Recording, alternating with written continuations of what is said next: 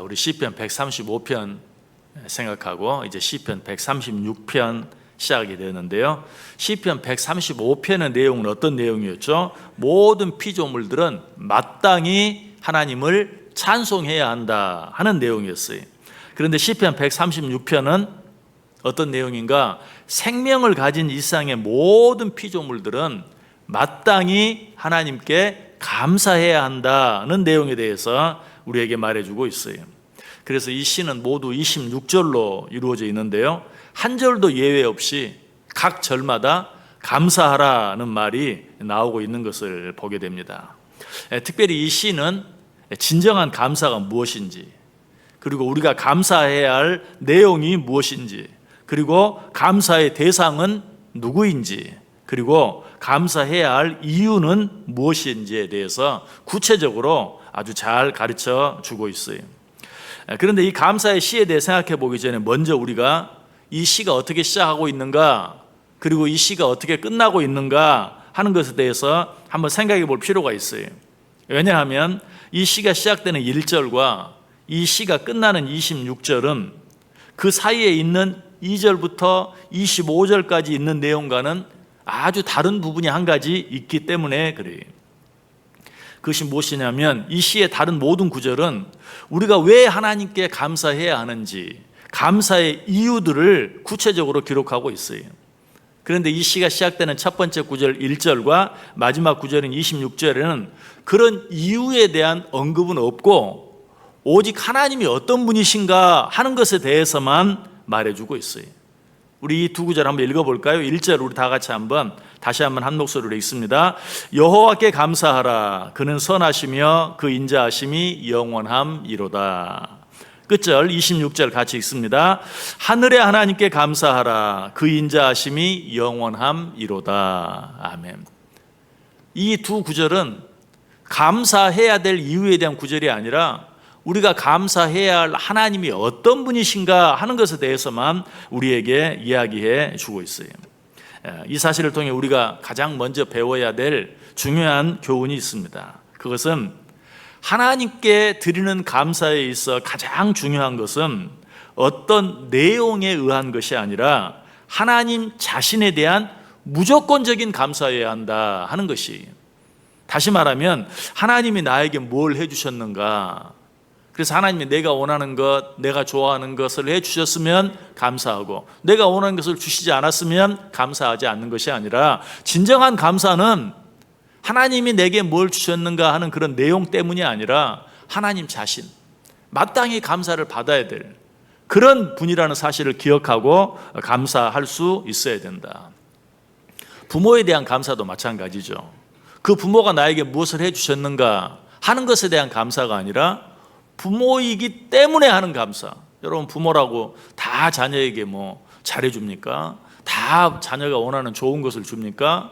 그런 부모도 있지만 그렇지 못한 부모도 있어요. 그러나 부모에 대한 감사는 나에게 잘 해줬기 때문에 감사하고 잘 못해줬기 때문에 감사하지 않는 그런 게 아니죠. 부모이기 때문에 무조건, 그것이 진정한 감사인 것처럼 우리 하나님에 대해서도 마찬가지다. 하나님이 나에게 뭘 해주셨는가 하는 것에 대해서 감사하는 것이 아니라 하나님이시기 때문에 그분께 감사하는 것, 이것이 진정한 감사이다.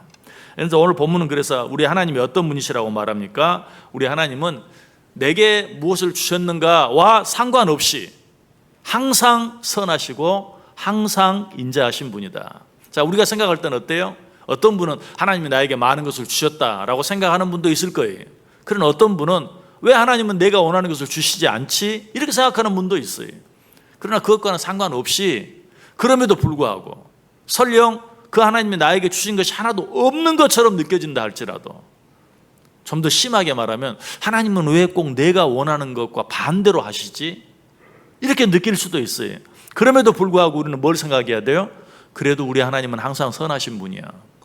그래도 우리 하나님은 항상 인자하신 분이야 라는 것을 생각하면서 하나님께 감사할 수 있어야 된다는 것이, 이런 감사의 태도에 대해서 잘 가르쳐주는 찬송가가 있죠. 찬송가 545장인데요 1절에 보면 이 눈에 아무 증거 아니 배워도 믿음만을 가지고서 늘 걸으며 이 귀에 아무 소리 아니 들려도 하나님의 약속 위에 서리라.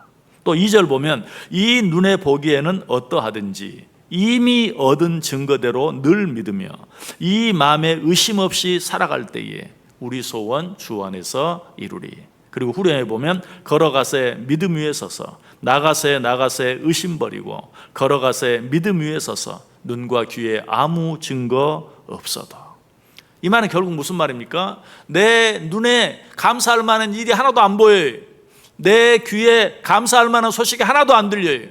그럼에도 불구하고 우리 하나님은 항상 선하시다는, 우리 하나님은 항상 인자하시다는 그 믿음 가지고 우리는 하나님께 감사해야 한다 하는 그런 내용이에요.